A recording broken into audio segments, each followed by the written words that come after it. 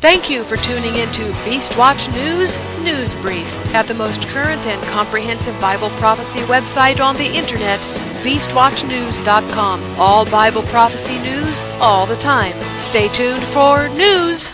Today's scripture is Deuteronomy 8, verse 11. Beware that you forget not the Lord your God in not keeping his commandments and his judgments and his statutes, which I command you this day. There is confusion in Israel today as the various news agencies report conflicting stories about the peace process. One agency reports that Abbas has given up on preconditions for talks, while another states otherwise.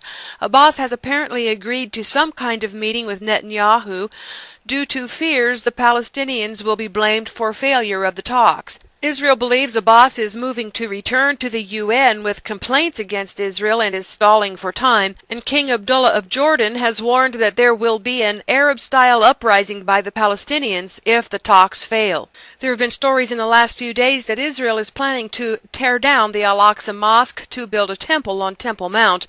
Israeli authorities on Monday, it is being said, began new excavations near the Aqsa mosque complex. The Arabs are saying that is their attempt to build the new temple. But Israel is saying that it is simply a new pathway for non-Jews to get up to Temple Mount. John Kerry is in Saudi Arabia today in hopes of coordinating support for Syria's opposition fighters amid fears that a prolonged civil war will embolden the extremists there.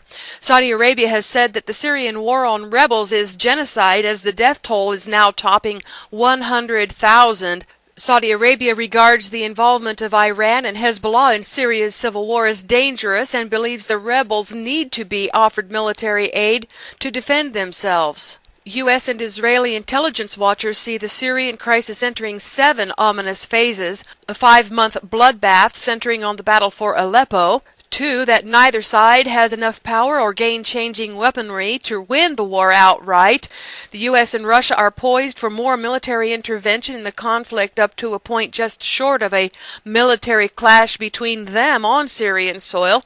4, Iran, Hezbollah, and Iraq will likewise ratchet up their battlefield presence. And number 5, a violent encounter is building up between the Middle East Shiites flocking to Syria to save the Assad regime alongside Russia and the U.S.-backed Sunni-dominated rebel forces. In the U.S., a massive restructuring of the U.S. Army is slashing the number of active-duty combat brigades from 45 to 33 and shifting thousands of soldiers out of bases around the country as it moves forward with a long-time plan to cut the size of the service by 80,000. In economic news, gold fell to its lowest in almost 3 years on Wednesday, putting it on course for a record quarterly loss as U.S. economic data increased fears the Fed will soon end ultra-loose monetary policies. Prices could slide further. The price now is $1,223.20. Under White House news, Putin of Russia on Tuesday appeared to rule out sending Edward Snowden back to the United States to face espionage charges, leaving him in limbo even as Moscow and Washington seem to be making an effort to prevent a Cold War-style standoff from escalating. It appears that Snowden may actually be stuck in Russia, at least for a while.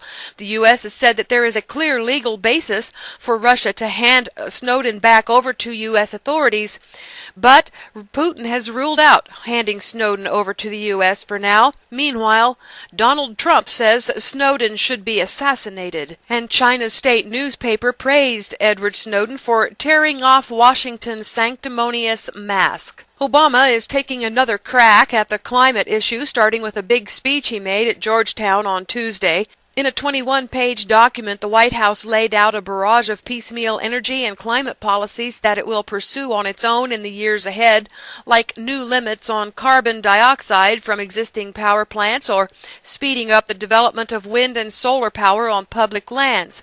Now, if he can just refocus America's attention away from NSA and the IRS and Benghazi and the State Department and all the other scandals that are more important than climate control, he will be able to take America's attention away from their enslavement and onto this so-called bigger problem. On Tuesday, a caller to the Alex Jones show brought up H.R. 390, which is the National Emergency Centers Establishment Act, introduced in the House of Representatives on January 23rd of this year by Florida Democrat Alcee L. Hastings.